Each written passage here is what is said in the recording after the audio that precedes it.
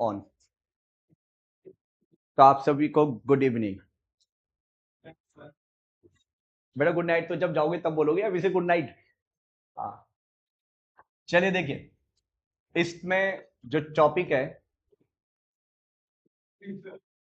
उसमें टॉपिक का नाम है न्यूक्लियोफिलिक सब्स्टिट्यूशन।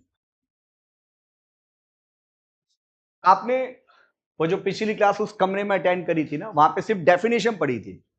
आज हम सीखेंगे कि ये कैसे होता है, कैसे होता है। इसको न्यूक्लियोफिलिक सब्स्टिट्यूशन को हम डिनोट करते हैं बाय एस। एस का मतलब सब्स्टिट्यूशन, और इसके नीचे ऐसे लिख देते हैं कैपिटल एन। एन का मतलब न्यूक्लियोफाइल। अगर कोई इलेक्ट्रोफिलिक सब्स्टिट्यूशन होता है तो ऐसे लिख देते हैं एस ई। एस का मतलब सब्स्टिट्यूशन और ई का मतलब इलेक्ट्रोफाइल, इलेक्ट्रोफिलिक सब्स्टिट्यूशन। ठीक है। अब ये न्यूक्लियोफिलिक सब्स्टिट्यूशन ये दो टाइप का होता है। नंबर एक एस एन, और नंबर दो भी एस एन। नहीं भाई, एस एन के सामने लिखो एक, एस एन के सामने लिखो दो। ये वन इसकी पावर नहीं है एन की, ये दो एन की पावर नहीं है। एस एन सिंबल के सामने लिखा है दो। इसका मतलब होता है यूनिमॉलिक्यूलर रिएक्शन। अभी आप सारे बच्चे मेरे साथ साथ ये लिखते जाओ जैसे जैसे मैं लिखवा रहा हूं। यूनिमॉलिक्यूलर रिएक्शन, और इसका मतलब होता है बाई मॉलिक्यूलर रिएक्शन। अभी बताऊंगा एक एक पॉइंट का मतलब क्या होता है। SN1 रिएक्शन में कार्बोकेटायन कार्बोकेटायन बनता है। SN2 में नहीं बनता भाई, no carbocation, no carbocation form. SN1 में कार्बोकेटायन बनता है, SN2 में कोई कार्बोकेटायन नहीं बनता। तो SN1 में जो रिएक्शन की रेट होती है वो एल्काइल हैलाइड की कंसंट्रेशन के डायरेक्टली प्रोपोर्शनल है। SN2 में जो रेट होती है वो एल्काइल हैलाइड के भी डायरेक्टली प्रोपोर्शनल है और न्यूक्लियोफाइल के भी। अभी तो मैं सिर्फ डिफरेंस लिखवा रहा हूं कि बच्चा ये ना पकड़े सर ये कैसे हो गया, समझाऊंगा सब। एंड इसमें जो ऑर्डर ऑफ रिएक्टिविटी आता है वो आता है 3 degree tertiary greater than secondary greater than primary alkyl halide. और इसके अंदर SN2 में जो ऑर्डर ऑफ रिएक्टिविटी आता है वो है 1 degree, 2 degree and 3 degree. SN1 में रिटेंशन, रिटेंशन और इन्वर्जन दोनों होते हैं। रिटेंशन इन्वर्जन बोथ अकर। लेकिन SN2 में, SN2 में भाई वो नहीं होता रिटेंशन, सिर्फ इन्वर्जन होता है, ओनली इन्वर्जन। एंड इसमें रैस्मिक मिक्सचर बनता है, ये भी बताऊंगा ये सब क्या होता है भाई, रैस्मिक मिक्सचर। और इसमें नहीं बनता, नो रैस्मिक मिक्सचर।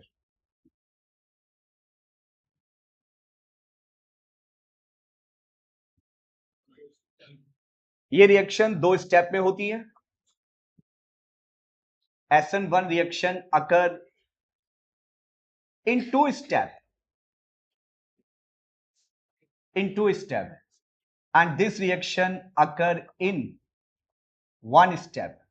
अब चलिए जरा एक एक करके समझते हैं पॉइंट्स को। पहले इसको समझेंगे, फिर उसके बाद इसका नंबर शायद आज आ जाएगा, आ जाना चाहिए। हम शुरू के 4 पॉइंट तो आज समझ लेंगे और एक ये भी समझ लेंगे। ये वाली जो है ना रेस्मिक और इन्वर्जन, ये आज नहीं आ पाएगा, इसमें 1.5 घंटा लगेगा आपको कम से कम। ठीक है, तो फटाफट लिखिए जरा एक एक करके, जल्दी जल्दी से लिखिए। हाँ जी, कुछ कह रहे हैं आप?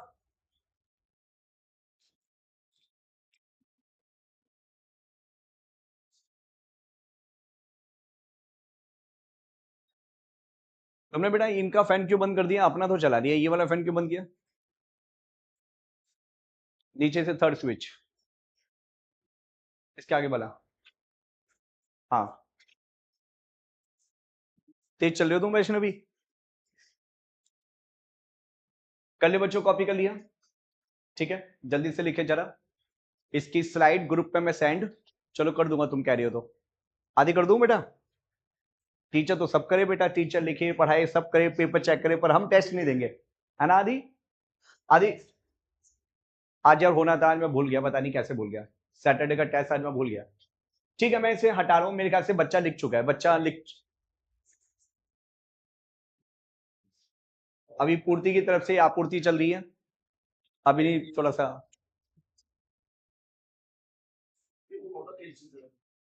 हो गए अबे। ठीक है यार, बच्चा इतना बहुत है। चलो, इनको ना समझने से पहले हम जरा मैकेनिज्म को समझते हैं। आपको वो पेपर में 12th क्लास में कोई मॉलिक्यूल दे देगा और कहेगा उसकी मैकेनिज्म लिखो, वो ये बताएगा नहीं कि भाई SN1 लिखना है या SN2 लिखना है। आदि ध्यान देना, खो मत जाओ कहीं पे, तुम यार पढ़ते पढ़ते खो जाते हो यार, कमाल है। अच्छा, आपको पेपर में वो क्या देगा, क्या बोला था मैंने?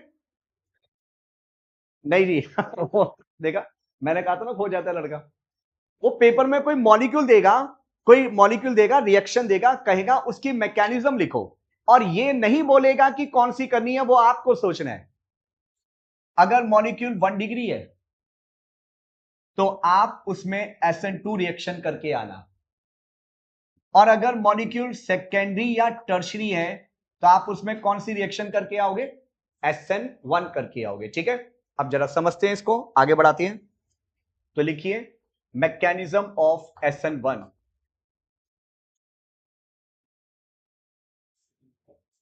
जैसे ये आपको रिएक्शन दी गई, R carbon, R group, R और X। आप सबको पता है ना कि केमिस्ट्री में R का मतलब कार्बन की चेन होता है, R का मतलब कार्बन की चेन, ठीक है जी, R का मतलब कार्बन की चेन। इसके अंदर हमने कोई न्यूक्लियोफाइल ऐड किया, न्यूक्लियोफाइल ने इस हैलोजन को हटाया और कार्बन पे चार्ज है पार्शियल पॉजिटिव। जब नेगेटिव वाले को हटाता है, नेगेटिव वाले को हटाता है, तो रिएक्शन का नाम क्या कहलाता है? Nucleophilic substitution. पहले तो मैं ये डिसाइड करूंगा कि मुझे कौन सी मैकेनिज्म करके आनी है। SN1 करनी है, ये मुझे पता चल गया। क्यों पता चल गया? क्योंकि ये मॉलिक्यूल टर्शरी है, तो टर्शरी मॉलिक्यूल है, इसलिए SN1 करना है। ठीक है, देखो SN1 का पहला स्टेप,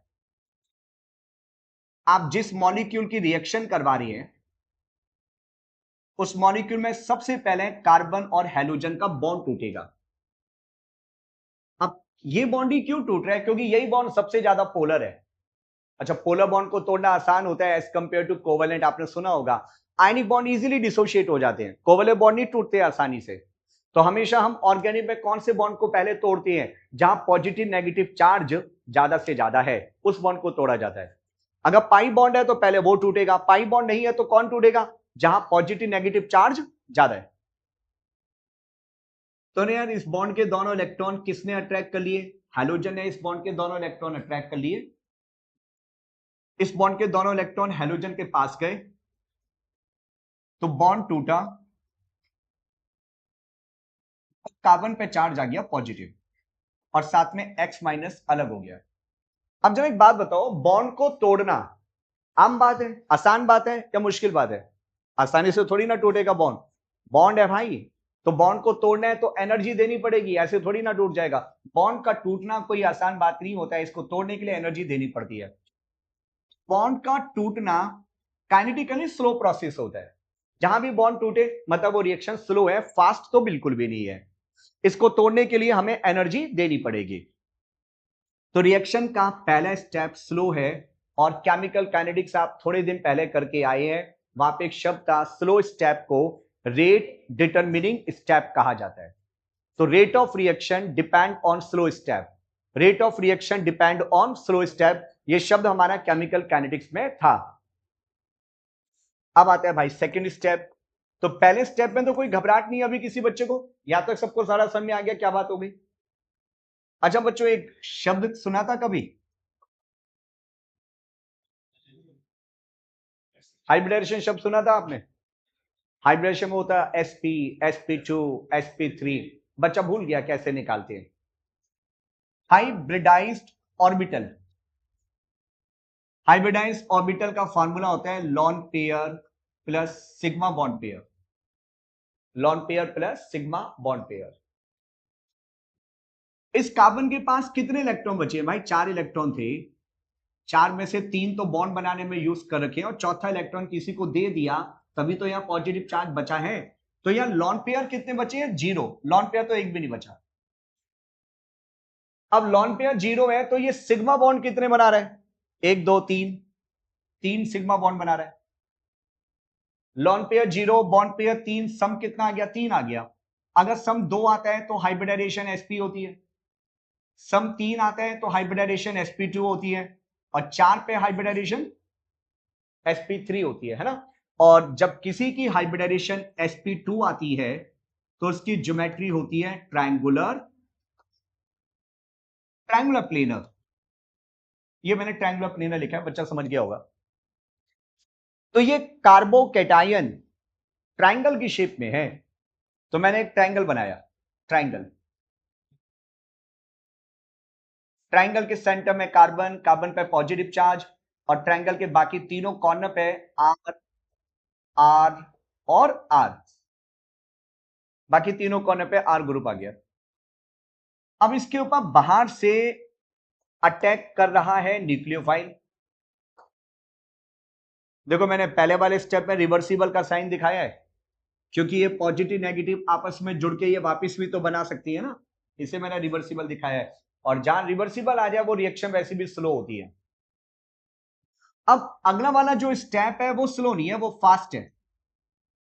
क्योंकि अगर दो चीजों के बीच में बॉन्ड बन रहा है तो बॉन्ड वो बना रहा होगा जो स्टेबल नहीं है, क्योंकि जो चीज स्टेबल है वो बॉन्ड नहीं बनाती है। इसका मतलब जो अनस्टेबल होता है या लेस स्टेबल होता है वही तो बॉन्ड बनाना चाहता है, और जो लेस स्टेबल है या अनस्टेबल है वो तो जल्दी से रिएक्शन करेंगे। तो अगला स्टेप फास्ट है, और वैसे भी फास्ट क्यों नहीं होगा?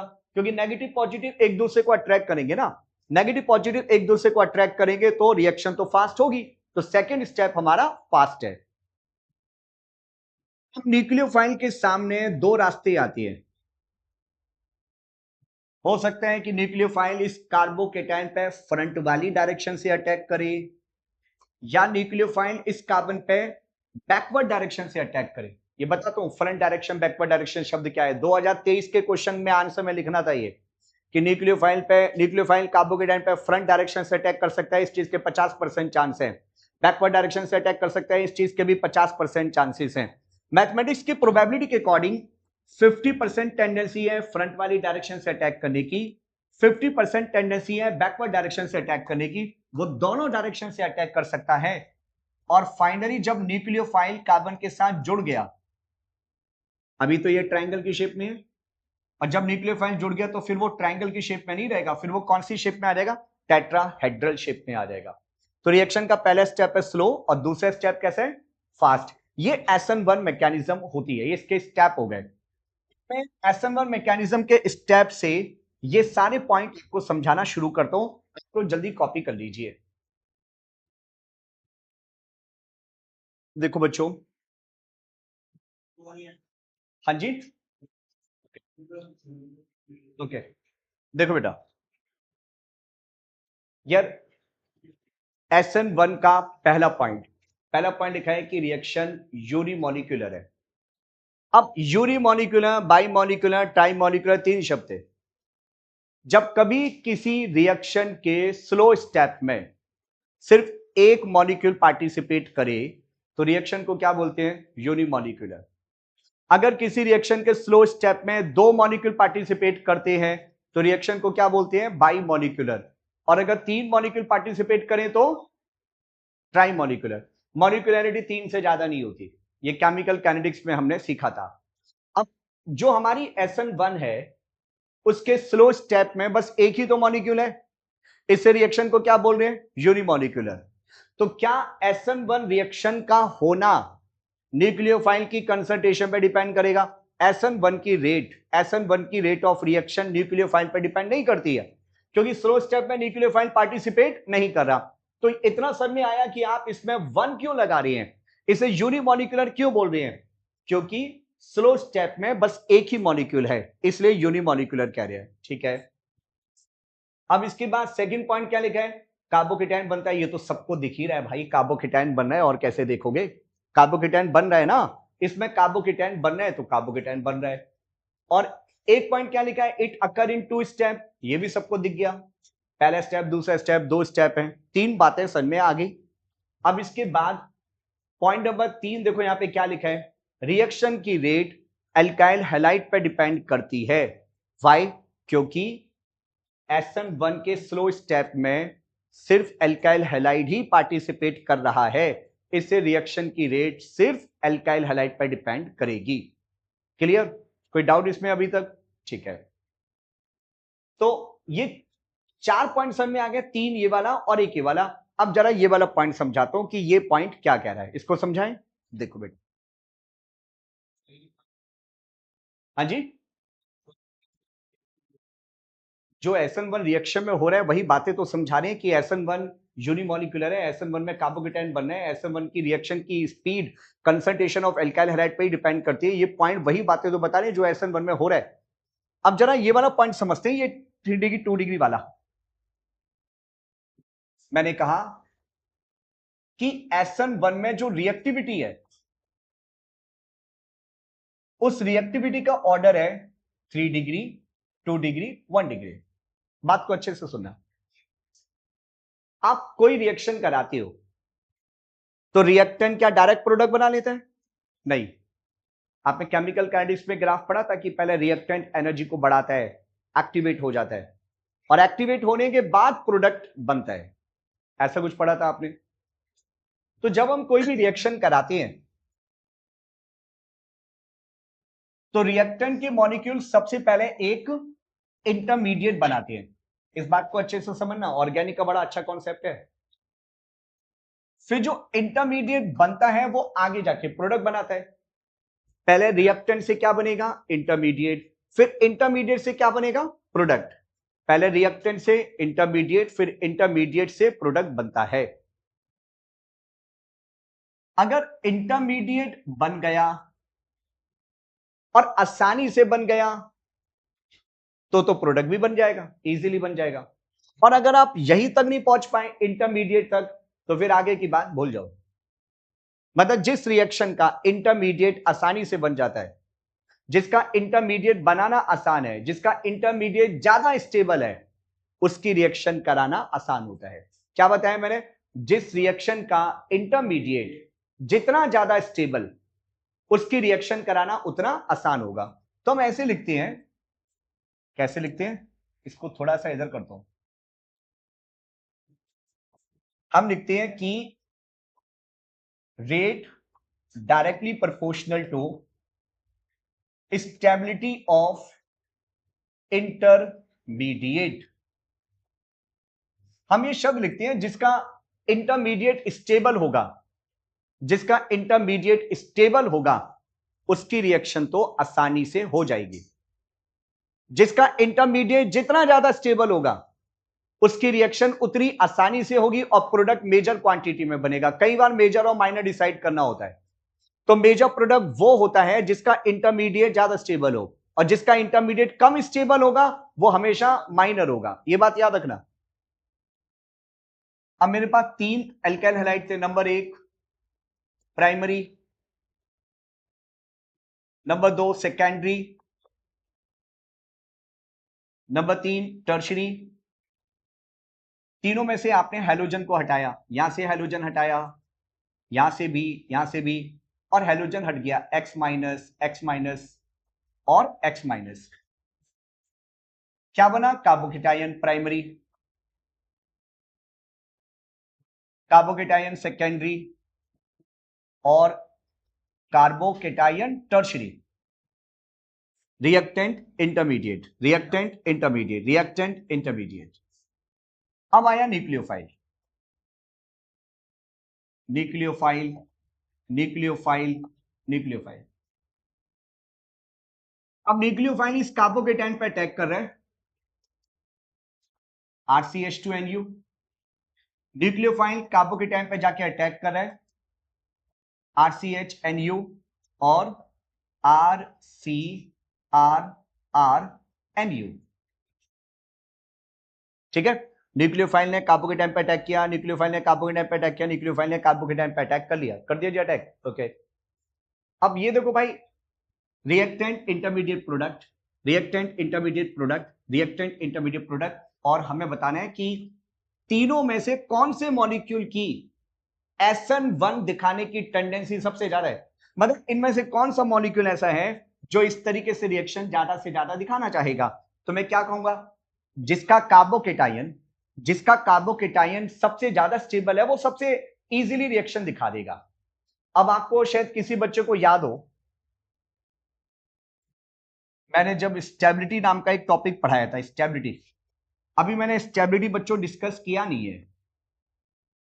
स्टेबिलिटी कैसे देखते हैं मैंने अभी ये बात नहीं समझाई। अभी फिलहाल एक बात देख लो कि कार्बन पर पॉजिटिव चार्ज हो और कार्बन के साथ कोई प्लस आई ग्रुप लगा हो। प्लस आई बताऊंगा प्रॉपर आपको ना, जो आगे के लेक्चर है उसमें बताऊंगा कि प्लस आई कौन है, माइनस आई कौन है, स्टेबिलिटी कैसे देखते हैं, सब सिखाऊंगा। कार्बन के ऊपर अगर माइनस का चार्ज है और उसके साथ माइनस आई ग्रुप लगा हो, अगर कहीं पे पॉजिटिव हो, नेगेटिव पे नेगेटिव हो, तो वो स्टेबिलिटी को इंक्रीज करता है। क्या नियम है, पॉजिटिव पे पॉजिटिव स्टेबिलिटी बढ़ेगी, नेगेटिव पे नेगेटिव स्टेबिलिटी बढ़ेगी। लेकिन अगर पॉजिटिव पे माइनस आई आ गया या माइनस पे प्लस आई आ गया, तो भाई फिर स्टेबिलिटी घटेगी। राइट, पॉजिटिव पे पॉजिटिव होगा स्टेबिलिटी बढ़ेगी, पॉजिटिव पे नेगेटिव होगा स्टेबिलिटी घटेगी, नेगेटिव पे नेगेटिव होगा स्टेबिलिटी बढ़ेगी। क्यों बताऊंगा, अभी फिलहाल इतने इस टॉपिक पे आते हैं। अब इसे देखो, आर ग्रुप जो होता है ना कार्बन की चेन, ये प्लस आई होती है। यहां पे कितने प्लस आई ग्रुप लगे हैं, यहां पे दो दो प्लस आई ग्रुप है, और इसके अंदर कितने प्लस आई ग्रुप लगे हैं, तीन। ठीक है, प्लस आई प्लस आई प्लस आई। अब प्लस पे प्लस लगाए, प्लस पे प्लस लगाए तो स्टेबिलिटी बढ़ा रहा है। प्लस के ऊपर कितने प्लस आ गए, दो आ गए, तो स्टेबिलिटी और बढ़ जाएगी। और प्लस के ऊपर कितने प्लस आ गए, तीन आ गए, तो स्टेबिलिटी और बढ़ जाएगी। तो भाई पॉजिटिव पे पॉजिटिव स्टेबिलिटी बढ़ा रहे हैं, पॉजिटिव पे दो दो पॉजिटिव और स्टेबिलिटी बढ़ा रहे हैं, पॉजिटिव पे तीन तीन पॉजिटिव स्टेबिलिटी और बढ़ा रही है। तो कौन सबसे ज्यादा स्टेबल है, ये वाला स्टेबल है मैक्सिमम, एस का मतलब स्टेबल है, और ये वाला स्टेबल है मिनिमम। अब बताइए कि सबसे आसानी से रिएक्शन किस में कराई जा सकती है, प्राइमरी वाले में, क्योंकि प्राइमरी वाले का इंटरमीडिएट कार्बोकेटाइन सबसे ज्यादा स्टेबल नहीं है, सबसे लीस्ट स्टेबल है, तो प्राइमरी में रिएक्शन कराना मुश्किल है। टर्शरी वाले का इंटरमीडिएट सबसे ज्यादा स्टेबल है, तो टर्शरी वाले की रिएक्शन कराना सबसे आसान है। हाँ जी, लॉजिक क्लियर हो गया सभी बच्चों को। ओके, तो थोड़ा सा जल्दी बना लो इस चीज को, है ना, फटाफट बना लो। ओके, तो ये कॉन्सेप्ट आप सबको क्लियर हो गया। अब जैसे इसके ऊपर मान लो एक क्वेश्चन लिया गया,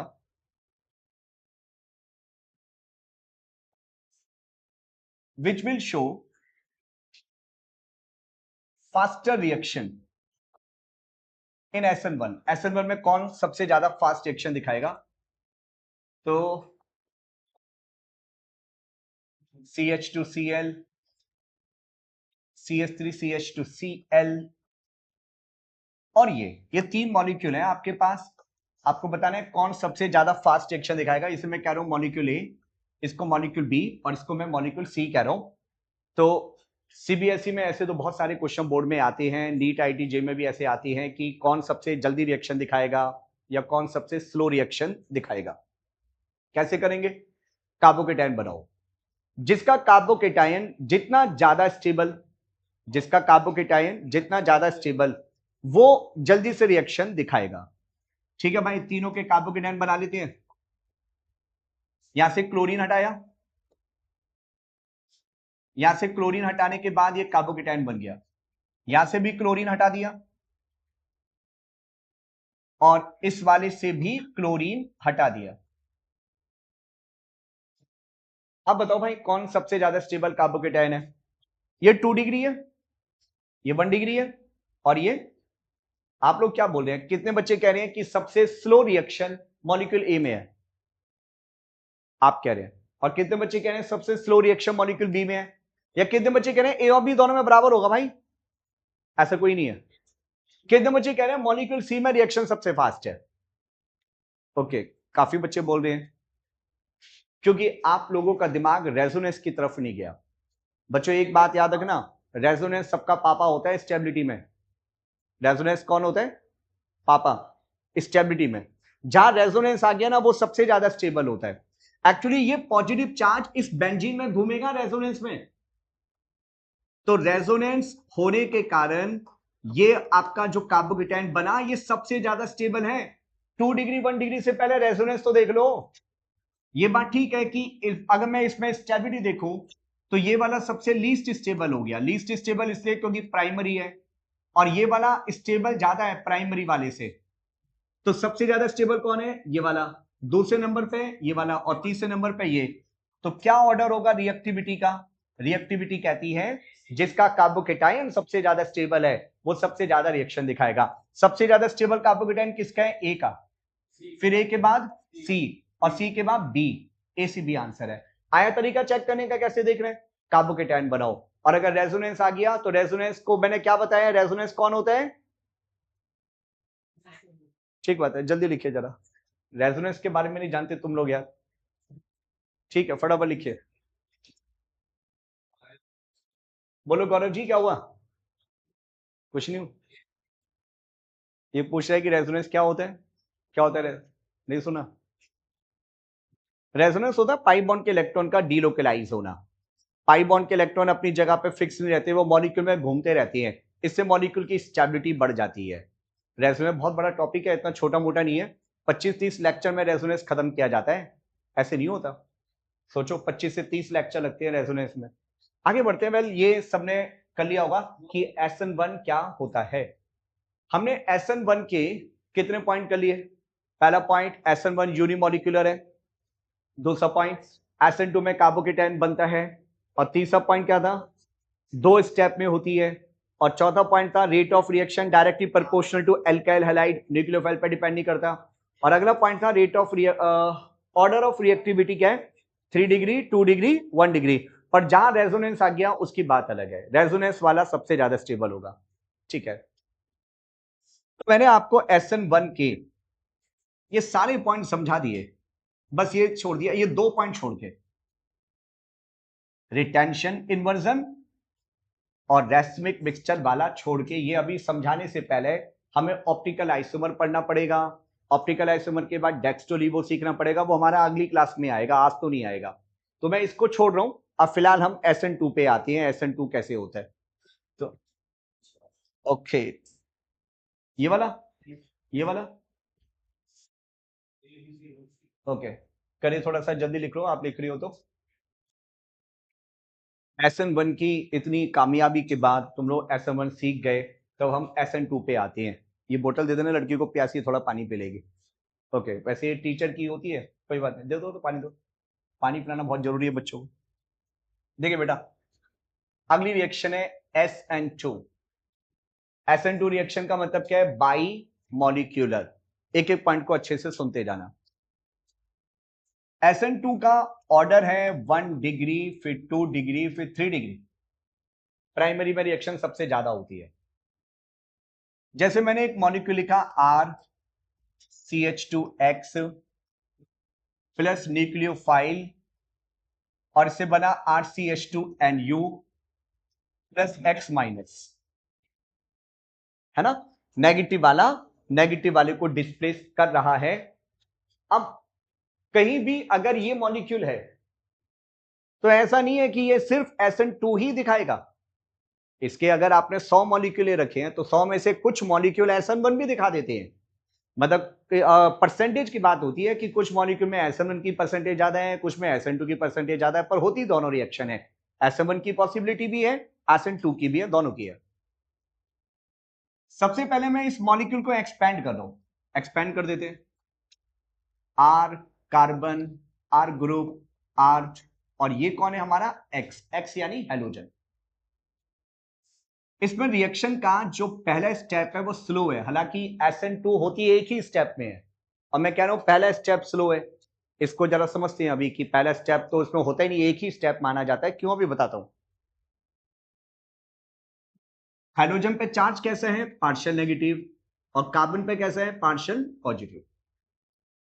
अब ये जो न्यूक्लियोफाइल है, SN1 रिएक्शन की तरह नहीं होगा। इसमें SN1 में क्या हो रहा था, पहले हैलोजन अलग हो रहा था और उसके बाद न्यूक्लियोफाइल आ रहा था।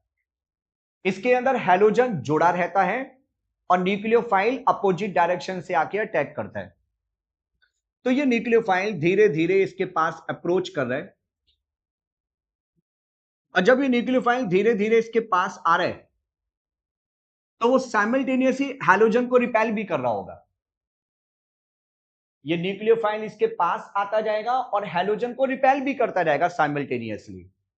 ऐसा नहीं है कि पहले हैलोजन हट गया, हैलोजन पूरा हट गया उसके बाद न्यूक्लियोफाइल आ रहा है, नहीं ऐसा नहीं है। हैलोजन जुड़ा हुआ है और अपोजिट डायरेक्शन से न्यूक्लियोफाइल आ रहा है। मिष्टी बेटा, जहां पर हैलोजन लगा होगा ना, उसके 180 डिग्री की अपोजिट डायरेक्शन से न्यूक्लियोफाइल आएगा, बिल्कुल एग्जैक्टली 180 डिग्री की डायरेक्शन से आएगा। तो जब ये न्यूक्लियोफाइल इसके पास आना शुरू करता है तो ऐसे करके एक स्टेज आती है, न्यूक्लियोफाइल ने कार्बन से बॉन्ड बनाना शुरू किया, न्यूक्लियोफाइल ने कार्बन से बॉन्ड बनाना शुरू किया, और उसी वक्त कार्बन हाइड्रोजन का बॉन्ड कमजोर होने लगा। ये वाला बॉन्ड कमजोर होने लगा और न्यूक्लियोफाइल का बॉन्ड बनना शुरू हो गया। हाइड्रोजन पे चार्ज कैसा था, पार्शियल नेगेटिव, तो न्यूक्लियोफाइल पे भी तो नेगेटिव ही होगा। बाकी के जो तीन, अरे यार ये मैंने क्या कर दिया बेटा, मैंने यहाँ पे 3 R ग्रुप दिखा दिए जबकि मुझे इस मॉलिक्यूल को एक्सपेंड करना था। तो यहाँ पे R नहीं है, R की जगह क्या है, H है, हाइड्रोजन है, हाइड्रोजन है, ठीक है, प्राइमरी मॉलिक्यूल था ना। हाँ, जब ये न्यूक्लियोफाइल धीरे धीरे इसके पास आ रहे हैं तो वह हाइड्रोजन को रिपेल कर रहे हैं। न्यूक्लियोफाइल ने कार्बन से बॉन्ड बनाना शुरू किया और कार्बन हाइड्रोजन का बॉन्ड कमजोर होने लगा। अब ये तीनों R और दोनों हाइड्रोजन, ये तीनों ऐसे ट्रायंगल की फॉर्म में आ गए। इस ट्रायंगल की फॉर्म में यहां पे कौन है, हाइड्रोजन, यहां पे हाइड्रोजन, यहां पे R, ये तीनों एक ट्रायंगल की फॉर्म में होते हैं और ये ट्रायंगल से परपेंडिकुलर लाइन होती है। तो अगर ध्यान से देखेंगे तो ये ज्योमेट्री बन जाती है ट्रायंगुलर बाइपिरामिडल। ये स्ट्रक्चर बिल्कुल भी स्टेबल नहीं है। स्टेबल ना होने के कारण कार्बन 4 बॉन्ड बनाता है और आप उससे एक तरीके से 5 बनवा रहे हो। दूसरा कारण हमेशा क्या होता है, एक पे नेगेटिव चार्ज हो एक पे पॉजिटिव चार्ज हो, या तो दो दो नेगेटिव वाले आ गए। This is highly unstable, highly unstable. जो इंटरमीडिएट स्टेबल नहीं होते उन्हें इंटरमीडिएट नहीं कहते। जब वो ऐसे हाईली अनस्टेबल होता है तो ऐसी स्टेट को कहते हैं ट्रांजिशनरी स्टेट, ट्रांजिशनरी। ये हाईली अनस्टेबल है, जैसे ही बना बहुत फास्ट,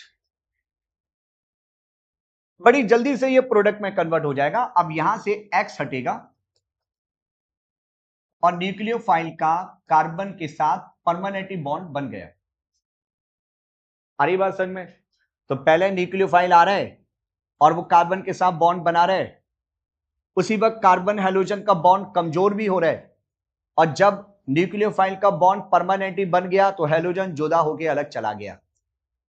और ये स्टेट इंटरमीडिएट की जगह कौन है, ट्रांजिशनरी। हम किसी को ट्रांजिशनरी स्टेट कब कहते हैं, जब उसका इंटरमीडिएट हाईली अनस्टेबल होता है। ये क्योंकि अनस्टेबल है, अब क्योंकि ये अनस्टेबल है इससे ये बहुत जल्दी से प्रोडक्ट में कन्वर्ट हो गया। तो क्या ये वाला स्टेप कोई स्टेप माना जाएगा, वो तो भाई आ ही नहीं रहा, वो तो बड़ी जल्दी प्रोडक्ट में कन्वर्ट हो गया। इसलिए यहां से यहां तक आना पूरा एक ही स्टेप माना जाता है। ये देखने में आपको दो लग रहे हैं पर दो नहीं है, एक ही स्टेप है, क्योंकि ये तो स्लो है पर ये इतना फास्ट था, ये एग्जिस्ट ही नहीं करा ना एक तरीके से, तो इसलिए ओवरऑल एक ही स्टेप मानते हैं। तो SN2 कितने स्टेप में हो रहा है, एक, और SN1 दो में हो रहा था। अब जरा इसके पॉइंट पे आते हैं जो डिफरेंस ऑफ पॉइंट बताए थे। अच्छा, मैं इसको थोड़ा 3D में भी समझाना चाहता हूं, पहले इसको कॉपी करिए आप लोग जल्दी से, थोड़ा इसी बात को इन पेन से समझने की कोशिश करते हैं 3D के अंदर। तो ये मुझे 4 पेन दिए पूर्ति ने आज, चलो बेटा ये हो गए 4 पेन, 4 पेन। कैसी स्ट्रक्चर है, कैमरा में दिख रही है ना, बढ़िया तरीके से टेट्राहेड्रल स्ट्रक्चर है, बहुत शानदार। बच्चों ये जो रेड वाला पैर ये हैलोजन है, एक्स रेड वाला। और अब ये तीन जो बचे, ये वाला और ये वाला, है ना, एक ये बचा, एक ही बचा, एक ही बचा, और एक ये तो हैलोजन मान लिया मैंने, फ्लोरीन, क्लोरीन, ब्रोमीन, आयोडीन। इनमें से कोई एक कार्बन है और बाकी दो कौन है, हाइड्रोजन। वो कोई भी हो सकते हैं क्योंकि 3D है, 3D में टेट्राहेड्रल स्ट्रक्चर ऐसे होती है। अब ये कौन है, न्यूक्लियोफाइल। न्यूक्लियोफाइल यहां से नहीं आएगा, क्यों, क्योंकि इसके ऊपर नेगेटिव चार्ज है हैलोजन पे, तो हैलोजन का नेगेटिव चार्ज इसको रिपेल कर रहा होगा, यहां से भी नहीं आएगा, यहां से भी नहीं आएगा, वहां से आना चाहेगा जहां से रिपल्शन कम से कम लगे। तो ये न्यूक्लियोफाइल ऐसे अपोजिट डायरेक्शन से आ रहा है, और जब न्यूक्लियोफाइल आ रहा है जहां पे एक्स लगा है उसके बिल्कुल अपोजिट 180 डिग्री की डायरेक्शन से आ रहा है, न्यूक्लियोफाइल आना शुरू करता है और ये धीरे धीरे रिपेल होता जा रहा है। बिल्कुल ऐसे ही होता है। और जब न्यूक्लियोफाइल आ रहा है तो जरा सोच के बताओ इसके रास्ते में क्या रुकावट है। ये जो न्यूक्लियोफाइल है, ये मेरा हाथ स्टाइलस, इस न्यूक्लियोफाइल के रास्ते में कौन रुकावट डाल रहा है, 1 2 3, ये तो नहीं डाल रहा होगा क्योंकि ये तो बिल्कुल अपोजिट डायरेक्शन में है। अगर ये छोटे एटम है, ये वाला ये वाला ये वाला छोटे एटम है, तो यहां पे आने का रास्ता साफ है, न्यूक्लियोफाइल अटैक कर जाएगा। और ये अगर बल्कि है, बड़ा एटम है, ये भी बड़ा एटम है, तो यहां आने का रास्ता छिप जाएगा, न्यूक्लियोफाइल अटैक नहीं कर पाएगा। तो ये एटम छोटे होने चाहिए, बड़े होने चाहिए, छोटे होने चाहिए। अगर ये एटम बड़े हैं तो हम बोलेंगे स्टैटिक हिंड्रेंस ज्यादा है और रिएक्टिविटी क्या हो जाएगी, फिर कम हो जाएगी। अगर ये एटम छोटे हैं तो न्यूक्लियोफाइल अटैक कर जाएगा और रिएक्टिविटी बढ़ जाएगी। आगे सुनो, अब ये न्यूक्लियोफाइल धीरे धीरे आके जुड़ना शुरू करता है इसके साथ, तो ये ऐसे हो जाते हैं। अब देखो जरा ध्यान से, ये जो स्ट्रक्चर आप देख रहे हैं, ये स्ट्रक्चर हमारी कैसे बन गई, ट्रायंगुलर बाइपिरामिडल। अब ट्रायंगुलर बाइपिरामिडल जैसी बनी, यहां से ये एक्स हट गया, पकड़ो बेटा, ये एक्स हट गया, एक्स हटने के बाद फिर ये आर है इधर शिफ्ट हो गया इस साइड, इसको कहते हैं इन्वर्जन। ध्यान से समझो, पहले ये ग्रुप यहां पे इस साइड थे, इस साइड, और हैलोजन इस साइड था। जैसे ही ये न्यूक्लियोफाइल आया तो ये ग्रुप इस साइड शिफ्ट हो गए, that process is called as inversion. Clear, ये लो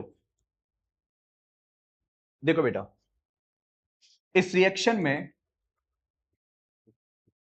जो कार्बन की चेन पहले लेफ्ट वाली साइड में थी, वो कार्बन की चेन अब लेफ्ट की जगह राइट में आ गई, और जो नेगेटिव वाला पोर्शन पहले राइट में था, अब नेगेटिव वाला पार्ट लेफ्ट में आ गया, और इसको क्या बोलती है, इन्वर्जन। ये सबसे पहले इसने कहा था, वाल्डेन, वाल्डन, वाल्डेन, जो भी बोलो, इसने कहा था। ठीक है, तो SN2 में सिर्फ इन्वर्जन होता है, मतलब मॉलिक्यूल जो राइट में था वो लेफ्ट में है, जो लेफ्ट में था एक तरीके से नेगेटिव पोर्शन, अब नेगेटिव पोर्शन राइट में आ गया। तो इतना समझ में आ गया, SN2 रिएक्शन के होने में रुकावट कौन डालता है, SN2 के रास्ते में ये रुकावट डालते हैं। जैसे मैंने अगर ये मॉलिक्यूल लिया 1 डिग्री, ये मॉलिक्यूल लिया 2 डिग्री, और ये मॉलिक्यूल लिया मैंने 3 डिग्री, टर्शरी। अब बताओ न्यूक्लियोफाइल का इस कार्बन तक आना, इस वाले कार्बन तक आना, कौन से केस में न्यूक्लियोफाइल का कार्बन तक आना बड़ा मुश्किल काम होने वाला है, टर्शरी में। क्योंकि टर्शरी वाले में आर ग्रुप में बड़े बड़े एटम लगे हुए हैं भाई, तो यहां आने का रास्ता कम हो गया ना। लेकिन यहां पे बल्कि ग्रुप कितने हैं, सिर्फ 2। ये हाइड्रोजन तो बेचारा छोटा सा एटम है, पूरी दुनिया का सबसे छोटा एटम है, और यहां पे एक ही बल्कि ग्रुप है, तो सबसे ज्यादा रास्ता कहां पे बंद हो गया, इसके अंदर आने का रास्ता ही क्लोज हो गया, न्यूक्लियोफाइल को आने की जगह नहीं मिल पा रही है, या न्यूक्लियोफाइल को आने की जगह मिल पा रही है। तो प्राइमरी, सेकेंडरी एंड टर्शरी में अगर हम बात करें स्टेरिक हिंड्रेंस, तो स्टेरिक हिंड्रेंस टर्शरी में सबसे ज्यादा है। अगर स्टेरिक हिंड्रेंस सबसे ज्यादा है तो SN2 होने की टेंडेंसी प्राइमरी में सबसे ज्यादा होगी और टर्शरी में सबसे कम होगी। लॉजिक समझ में आ गया कि प्राइमरी वाला सबसे ज्यादा SN2 क्यों दिखाना चाहता है, क्योंकि प्राइमरी वाले में स्टेरिक हिंड्रेंस कम है और टर्शरी वाले में स्टेरिक हिंड्रेंस सबसे ज्यादा है। तो टर्शरी वाले में रिएक्टिविटी सबसे कम हो जाती है और प्राइमरी वाले में रिएक्टिविटी सबसे ज्यादा हो जाती है। इतनी बात क्लियर हो रही है? थोड़ा सा जल्दी बना लीजिए इस बात को। तो मैंने अभी आपको क्या पॉइंट समझाया, मैं जरा वो पॉइंट आपको बता देता हूं एक बार। हमारा SN2 का पहला पॉइंट क्या था डिफरेंस में? SN2 का जरा पॉइंट देखिए, पहला पॉइंट क्या था? SN2 बाइमॉलिक्यूलर होती है। ये बात क्लियर है? SN2 बाइमॉलिक्यूलर होती है क्योंकि स्लो स्टेप में कितने मॉलिक्यूल पार्टिसिपेट कर रहे हैं? 2। SN2 में कार्बोकेटाइन बनता है? बिल्कुल भी नहीं बनता कार्बोकेटाइन, SN1 में तो बन रहा था। SN2 की रेट दोनों पे डिपेंड कर रही है। SN1 न्यूक्लियोफाइल पर डिपेंड नहीं कर रहा, लेकिन SN2 न्यूक्लियोफाइल पर डिपेंड कर रहा है। क्यों? क्योंकि SN2 के स्लो स्टेप में अल्काइल हैलाइड और न्यूक्लियोफाइल दोनों पार्टिसिपेट करते हैं। जरा देखो SN2 का स्लो स्टेप कहां गया? SN2 का स्लो स्टेप देखो, इसके स्लो स्टेप में अल्काइल हैलाइड भी है और अल्काइल हैलाइड के साथ साथ न्यूक्लियोफाइल भी है, दोनों पार्टिसिपेट कर रही है ना, इसलिए SN2 न्यूक्लियोफाइल पर भी डिपेंड करेगा। और SN2 में सबसे ज्यादा रिएक्टिविटी किसकी है? SN2 में सबसे ज्यादा रिएक्टिविटी प्राइमरी की है, क्योंकि प्राइमरी में स्टेरिक हिंडनेस कम होती है। सारे डिफरेंसेस क्लियर हो गए? ठीक है, इसके आगे अभी रिटेंशन, इन्वर्जन, ये 2 बातें बची हैं, अगली क्लास में करते हैं।